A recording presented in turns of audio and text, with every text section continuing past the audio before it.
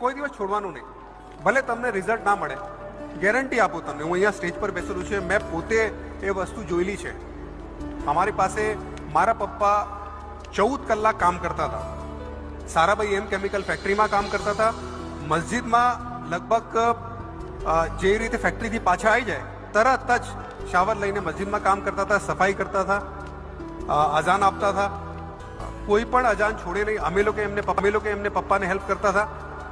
આટલી મહેનત કર્યા પછી 15 કલાક દિવસો મહેનત કર્યા પછી મારા પપ્પાને 3,500 રૂપિયા મળતા હતા. 15 કલાક મહેનત કર્યા પછી. અને એ 3,500 રૂપિયામાં મારું સંભાળવાનું, મારા ભાઈનું સંભાળવાનું, મારી બહેનનું સંભાળવાનું ને આખી ફેમિલી સંભાળવાની. અને ત્યાંથી લઈને હું અહીંયા જે પહોંચ્યો છું, ઓબ્વિયસલી મારા મા બાપની દુઆ છે, પણ એ મહેનત વગર નથી પહોંચ્યો. તો મહેનત મારા પપ્પાએ કરી, મારી ફેમિલીએ કરી અને અમે લોકોએ કરીને આજે અમે તમારી સામે બેસી રહ્યા છે. કોઈ પણ દિવસ મહેનત ના છોડતા. તમને રિઝલ્ટ મળશે ને મળશે જ.